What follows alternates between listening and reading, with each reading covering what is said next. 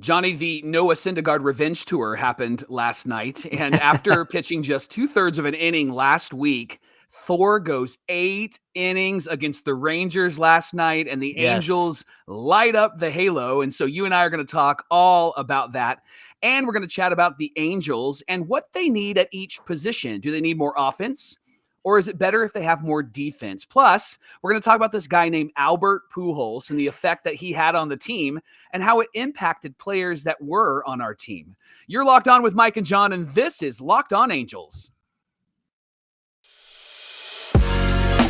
You are Locked On Angels, your daily Los Angeles Angels podcast. Part of the Locked On Podcast Network, your team every day. Thanks for making Locked On Angels your first listen of the day. We're free and available wherever you get your podcast. If you're listening on the audio side, a rate and review actually helps people find the pod. And if you give us 5 stars, you get a gold star, okay? And then if you're watching on the video side, you can subscribe and click the bell to be notified every time a new episode drops. Thank you for joining us for this edition of Locked On Angels. You got the Frisch Brothers here with you, a.k.a. the Super Halo Bros. My name is John, and that's my brother Mike. And my name is Mike, and that's my brother John. Before we talk about the game, Mike and I just wanted to take a moment and pause and speak to the tragedy that happened in Texas yesterday. Mike, would you mind taking that for us? Sure. Yesterday, 22 lives were tragically taken in the shooting at the elementary school in Uvalde, Texas, and our hearts are broken. And we grieve alongside each of those families that are not able to hug their little ones anymore. And so we are followers of Jesus. And so our prayer is that the God of comfort would bring those families comfort in this terrible, terrible moment. I know that there's more that we need to do as a country. And so I hope that we will do more. But Locked On Angels is with you, and we are praying alongside you. Thank you for that, Mike. We know baseball is but a distraction when tragedy like this hits, and we're going to do the best we can to distract you today and focus on what we love to talk about, and that's Angels baseball. So we're going to get rolling with that conversation. Mike, my wife and I are currently traveling, so that's why I have a bit of a different setup going on here. Yeah, are you in the Blair Witch Project? Because it looks like you're in a dark room there. Oh, now you're really dark. If you're watching on the YouTube side, it's a whole different experience than on the audio side. Yeah, I'm doing the best I can with what I have. But let's talk about this game last night. Thor versus Dane Dunning, and Syndergaard was brilliant. 8 innings pitched, 4 hits, 1 run, 5 Ks, no walks. So how good was he? Well, last week it took him 42 pitches to get out of to get 2 outs in the first against the Rangers. So this was the Noah Syndergaard revenge game, and he threw his 42nd pitch in the 4th inning. Plus, he had some solid defense. That double play in the 7th that came right back at him, he threw it to Luis Rengifo at second, and then they were able to double up Cole Calhoun at first. Man, that is the Syndergaard that we're used to, right? That's the guy that we want. That's the guy that we have been expecting, right? And that's the guy that we've seen so far this year. I think last week was an anomaly. And I think his key to success last night was 2 things, John. One, he pitched to contact, and that defense came up big behind him. But we've talked about this before. No walks. When he doesn't walk anybody, when Sandoval doesn't walk anybody, when Ohtani doesn't walk anybody, or they're really low on their walks, they just look so dominant on the mound. And last night, Thor looked great, and it was so much fun to watch him. And what was difficult is the end of the game when Luke came in. It was like, guys, what are we doing? What are we doing here, guys? Come on. Guys, we can't do this. Seriously? Come on, fellas. We can do better than this. So, but listen, the Angels came through. Their offense actually came through. And what I loved about their offense last night is that it wasn't this huge show of strong offense, right? Like they got runs when it was needed, and they did what good teams do. Rengifo had an RBI ground out. Wade had a bunt that scored a run from third. And then Velasquez suddenly is figured out how to hit, right? He had a sacrifice fly, and this is what good teams do. But I know that your favorite moment last night, John, was Jared Walsh's 9th home run. Walshamania, he hit a home run off of that right field wall. And every time he hits that right field wall, I'm thinking that Garrett Anderson is probably ticked off because how many home runs did he hit that was a double instead of a home run? And so no kidding. Walsh gets his 9th home run last night, and the Angels win the game 5-3, 27-17 on the season. That record looks awesome, doesn't it, John? It really does. 10 games above 500 when normally at this time we're worried about if we're going to stay or get to 500, right? Right. That's so frustrating. Yeah, that's so frustrating. I got a question for you. Yeah. Syndergaard didn't go for the complete game. What's up with that? I would have kept him in, and I think that he should have stayed in that game because that guy was cruising. He had 93 pitches, I think, in the 9th. So I think I bring him back out. And I think Patrick O'Neill and Mark Gubas on the TV side, I think they thought he was going to come back out too. Yeah. And then they showed Joe Madden shaking Thor's hand. And I wonder if it was just a conversation of like, you've done well, let's not wear you out. And you didn't pitch much in the last game. And so let's make sure that you are healthy and we're not stretching you too far. But you know me, I want to see them go the distance. I want to see them fight for victory. And I would have at least let him go back in and see what he could have done. Absolutely. And then, Loop gave up the home run, and then he got to use Raisel Iglesias. And it's like you just used 2 relief pitchers. Congratulations. Right. Now, Raisel didn't throw too many pitches and then get to say he got one more out, which was a bit of an adventure, but I think they're going to be able to use him in today's game if necessary. Yeah, I agree with that. So hopefully the Angels can come back out strong in this game, and Reed Detmer's on the mound. He can also have a revenge game against the Rangers. Let's sweep this 2-game series. Come on. Coming up on Locked On Angels, do you know how Pujols really affected this team? Have you ever thought about the players that actually changed positions or were traded or moved because of Albert? Well, John and I are going to talk about those players. But first, Locked On Angels is brought to you by LinkedIn Jobs. With summer coming, now is a great time to prepare for the fall. A new season means new opportunity and new growth. And as your small business grows, LinkedIn Jobs is here to make it easier to find the people that you want to talk to faster and for free. You can create a free job post in minutes on LinkedIn Jobs to reach your network and beyond. LinkedIn Jobs gives you simple tools like screening questions that can make it easy to focus on candidates with just the right skills and experience so that you can quickly prioritize who you like to interview and potentially hire. And it's why small businesses actually rank LinkedIn Jobs #1 in delivering quality hires versus leading competitors. So LinkedIn Jobs helps you find the candidates you want to talk to and hire faster. And did you know that over 40 million job seekers visit LinkedIn every single day? So post your job for free at linkedin.com/lockedonmlb. That's linkedin.com/lockedonmlb. You can post your job for free there. And remember, some terms and conditions do apply. Okay, can you see me now? Man, if you're not on the YouTube side, this is an adventure because I'm watching you with this light. Is this light going to work? I can see you, John. You're actually on the show. my little ring light was not going to make it through this episode, so it wasn't doing it. It looks great. Well, we want to thank you for making Locked On Angels your first listen of the day. Now, for your next listen, check out the Locked On Now podcast. You're going to get recaps of MLB games with analysis from our local experts, taking fans through the season like no other network. It's free and available wherever you get your podcasts. All right, I'm excited to say these next words, John. Yes. The Angels are making a push for the playoffs. They are. Right? Haven't been able to say those words in a long time. Quite some time. So I'm excited to say that. But there has been a lot of talk about offense and defense and who do we trade for? I mean, we're fans, so we're going to bring up all of that stuff. Of course. And the things that we've been wrestling with is like, who do we trade for? And if we're going to trade for arms, that's necessary. But if we were going to trade for somebody on the offensive side, for somebody in the lineup, what deals would we make? And do we need more offense or do we need more defense? And one of the players that we've been wrestling through is Velasquez, because I'm a fan and I know that you're a fan and his bat's coming around, but he's really staying in the lineup because of his defense, right? Oh, correct. And so here's the question we're going to wrestle with. You and I are going to fight back and forth on this. What is more important at each position for the Angels? Do they need offense or do they need defense? So let's start with first base, John. What do they need? Do they need offense there, or do they need defense there?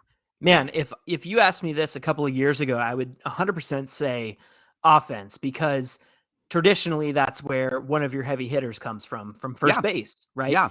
But if you watch the way that Jared Walsh plays defense, like I've mentioned before, and some people even brought it up again on Twitter, Jared Walsh needs to wear some yoga pants over there, because he's going to stretch out. He's going to rip a hole in his baseball pants if he's not careful. Yes. But man, can you just see the difference between an offensive player like Albert Pujols was meant to be? He was meant to be an offensive player, and he wasn't a bad first baseman. No. But Jared Walsh, I mean, those stretches he makes are a split second difference between an out or a safe call. Right. And so for us, I think that we're lucky that we have an offensive and defensive first baseman. But I know that doesn't answer your question.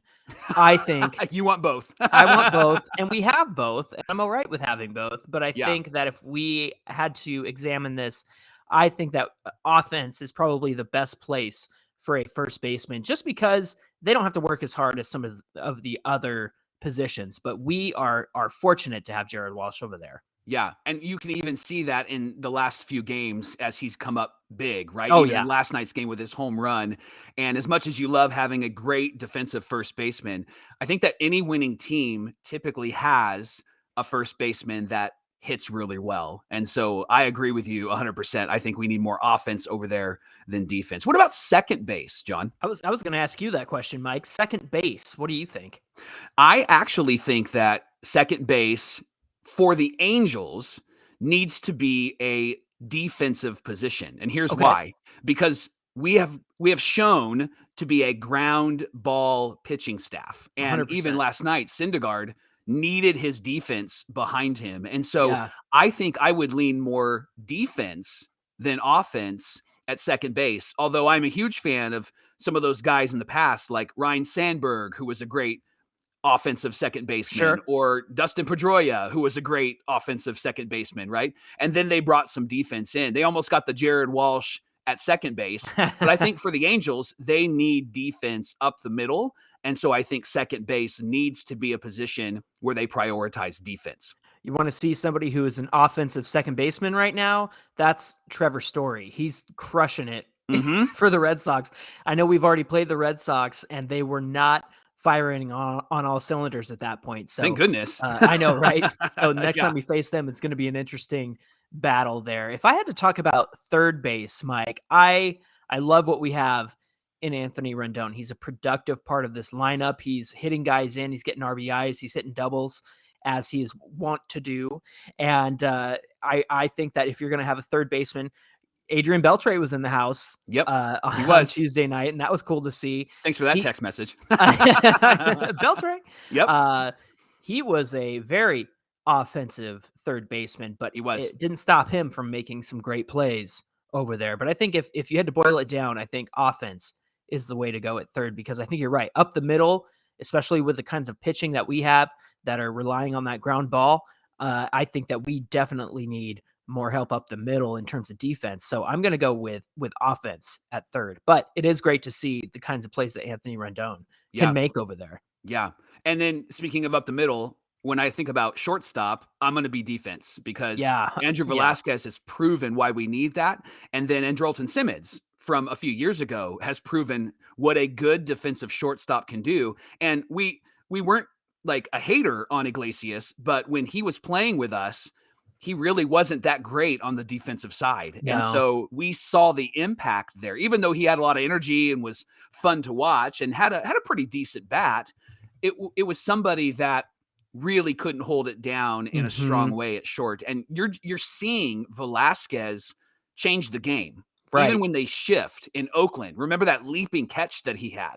Yeah. I think that we need a defensive shortstop, again, because our team, our pitching staff has proven to pitch to contact, and that's really, really important. What about left field, John? It almost seems, on your note about shortstop, it almost seems like it's easier to save a run than to create a run sometimes. That's a good point. Jose Iglesias is a good example of that, because if the entire team is slumping and going through a cold streak and your shortstop isn't hitting, then it's harder to produce a run because there's nobody on base. Either that or you got to hit a home run. And if you're a great defensive shortstop, as we've seen with Velasquez or Simmons, then you are capable of stopping runs from scoring, and you're in a much better position to do that. So that was my thought there. But left field, I think that's a tough one. Left field, man. I'm thinking about Brandon Marsh, and I think about what he brings to the table. He had a great game last night. That was fun to watch. Yeah, no kidding. And GA was talking about him after the game too, so that was cool that they had GA in the house as well. Yeah, but with Marsh, man, I think if you're gonna go left field, I mean, we've had good defensive left fielders in the past who couldn't hit a lick, man. I think of Matt Joyce, and as soon as he left our team, he was hitting really well, which is how it always happens for the Angels. Become Barry Bonds Joyce. Yeah, no kidding. I think I'm gonna go. I'm gonna go with offense in left. Okay. And maybe that's just because I want to see Joe Adele back up. Sure. Maybe. I want to see his bat in the lineup. And I know that they've been running him out in left field, but man, I think I got to say offense for me in left field. Okay. When we talk about center field, and here's the benefit to the Angels. We mentioned first base and third base, and we have a great defender there, but we also have a great offensive player. So when we pick one or the other, we're not saying we don't need the other. And so when I say center field, I wanted to caveat and clarify that, because when I say center field, it's the up to middle defense. I think we need a good defender in center field. Totally. And we have one in center field, right? He's the best that he's been in his career, I think, this season in center field, actually. And isn't that remarkable? Some of those younger years. Isn't that remarkable? Like a 30-year-old center fielder, Mike Trout, is looking great. And I had a thought, this is a bit off topic, but I had a thought the other day about, Albert was coming to the end of his time in St. Louis when he was 31 years old. And then we signed him at 32, allegedly. And so it'll be interesting to see how this season plays out for Trout and then what happens next year. Because his trajectory looks very different than that of an Albert Pujols. Totally. And so it's exciting. Plus, he's really strong out in the outfield and making some incredible catches. So I'm going to go with defense in center field, John. I like that. And I think I'll honestly go with defense in right field. I think about, watching Cole Calhoun against us this season. I miss him. And I know his bat is not great. He's batting something like 236. That's okay, though. And that's okay with the kind of stuff that he can do out there. Man, he can just make some incredible plays out there. And I miss having that in right field, especially after watching that Tyler Wade error. But that simply because Taylor Ward is out of the lineup. If Taylor Ward was in right field, it might have been a different ending to that game. Sure. Regardless, I think that if you're going to have somebody in right field, you want somebody with a strong arm and you want somebody who can move out there. Cole Calhoun is a great example of that. We've seen the best of Cole Calhoun with the Angels. I think that the bat has declined in recent years. So we truly got the most out of Cole Calhoun, I think, over his career as an Angel. So if I had to boil it down, I would say defensive right field, in my opinion. How about catcher, Mike? Now, again, it's that dichotomy of we're not saying that one is better than the other, right? Do you want Martin Maldonado or do you You know who I want? I want Benji Molina. And I want the offensive side of Benji Molina because he was always the guy that would come through when you needed him to. And you knew that he was going to handle the pitching staff well, but take like last night, for example, like Max Stassi comes in and hits a double to left field. And even though Chad Wallach filled in nicely for him, it was just nice to have Stassi back and that he was going to crush that ball. And so I think I'm going to lean more offense when it comes to the catching position, partially because I feel like we needed to balance this out because those that are listening are going to go, you guys are ridiculous, right? So I know. All right, so let me recap here. So first base, we went more offense, second base defense, shortstop defense, third base offense, left field. You said offense? I think I said defense. Did you say defense? Okay. No, I said offense. Okay, offense. I thought I was paying attention. Center field, we said defense. Right field, we said defense. And then catcher, we said offense. So we lean more defense actually than offense, I think, in this game. And if my math is right, I'm not sure. Let's be real here. The fact that we can talk about this, we can have this conversation and talk about how great the Angels are at both, I think that sets us up for a lot of success this season. Man, that's a huge win. We're very fortunate to have players who can do it on both sides of the bat and in the field. Yeah. Well, as we move on to our last segment of the day, I think that this is a conversation long time coming, in my opinion. Okay. All right. So I was going to bring this up. Walsh playing at first base is just incredible. And we talked about this in the last segment. And just the way that he's able to make plays over there and also deliver on Walshamania and get us some home runs. And he's clutch, man. He just seems to hit him at the right time, right place, right time.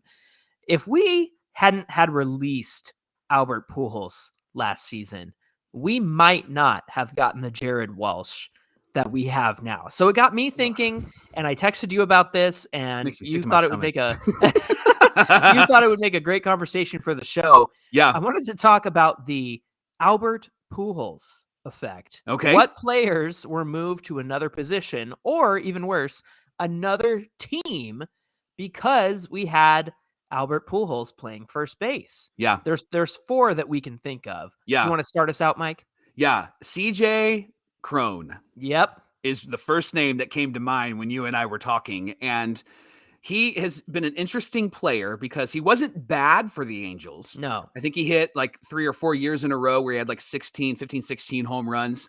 And he had a lot of like potential, but we really just didn't play him that often. And then he went to Tampa and he played really well. But right now he's having a resurgence in his career. I think he was either leading or he was in the top 3 in home runs. He's playing for the Rockies right now. Yeah. And we let him go. We traded him, I believe. And so for Renhefo. Really, it was for Renhefo. You're right. And from the Rays. Yeah. That's right. Huh. Who won that trade? We'll find out. It's not over yet. That was the right. appropriate answer. Yeah, I was a huge fan of Cron, and I felt like he really could develop. But because we brought in Pujols, which, let's be clear, we have hindsight to look at, but I think we would make that deal every single time in 2012 because it's Albert freaking Pujols, right? Sure. And so, but CJ Cron was one of the players that was affected by Albert Pujols signing with the Angels. That's and then right. He ended up getting traded and moving on. What's another name, John? Let me bring it back to around 2012. In fact, 2010, 2011, Mark Trumbo. Oh, yeah. Remember the TNT boys, Trout and Trumbo? Yes. Yeah. Trumbo got moved around a lot. He was playing first base. We signed Pujols. They tried him over at third base. Yeah. They tried him in some outfield, which I think it might have been left field. So there's left field. Yeah. There's your offense in the outfield. Yeah. But man, Mark Trumbo was really great for us for the 2 years that he got to play first base full time.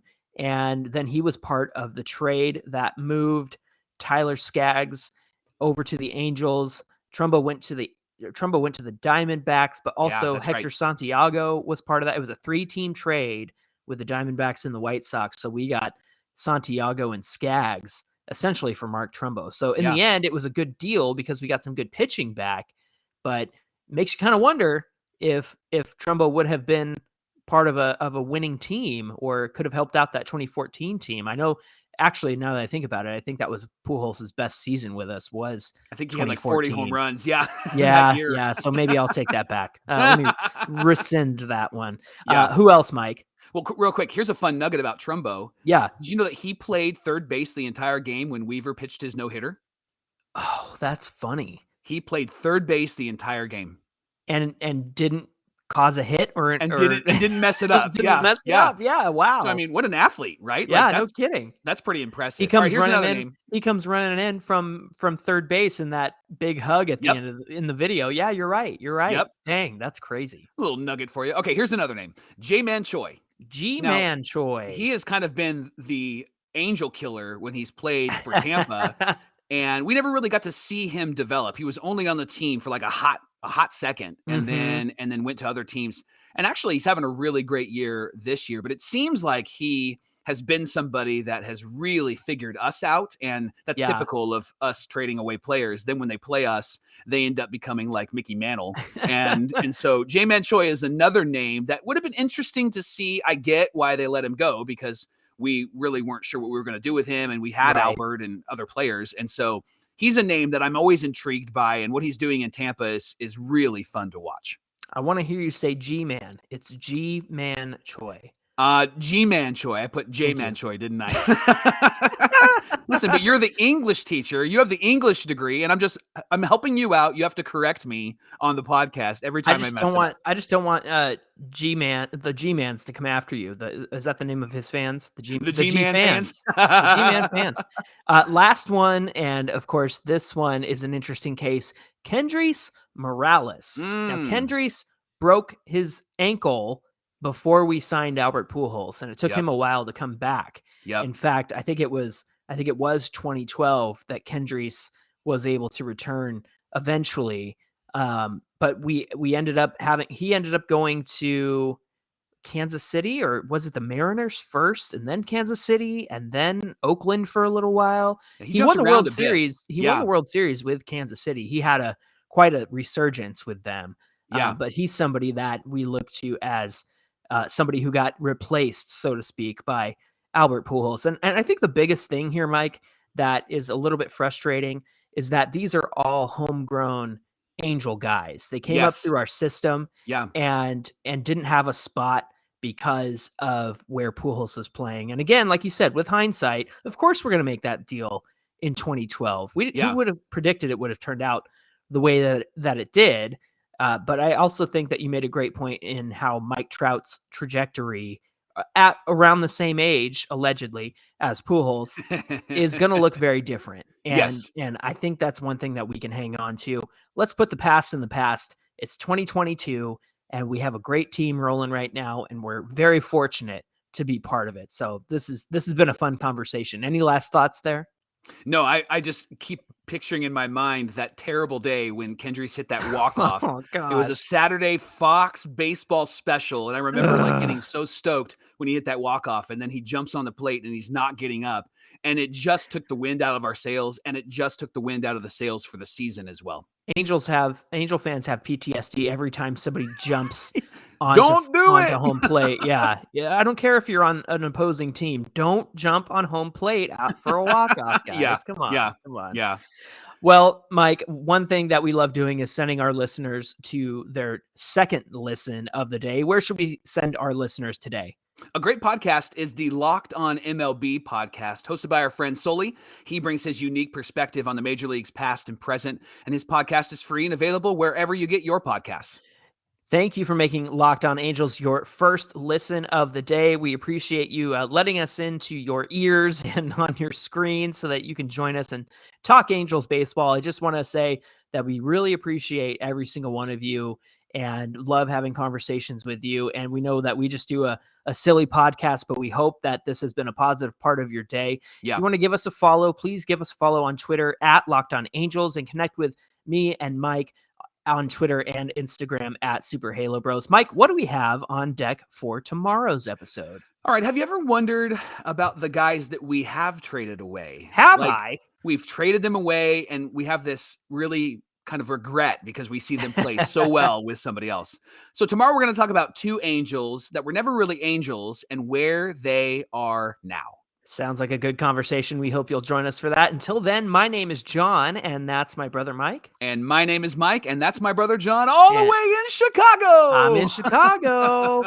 Cubs are out of town, unfortunately, so I think we might just stop by Wrigley and check it out. So I'll let you. The sights and sounds, sure. Yeah, exactly. I'll keep you guys posted. All right, we'll see you tomorrow for more Locked On Angels.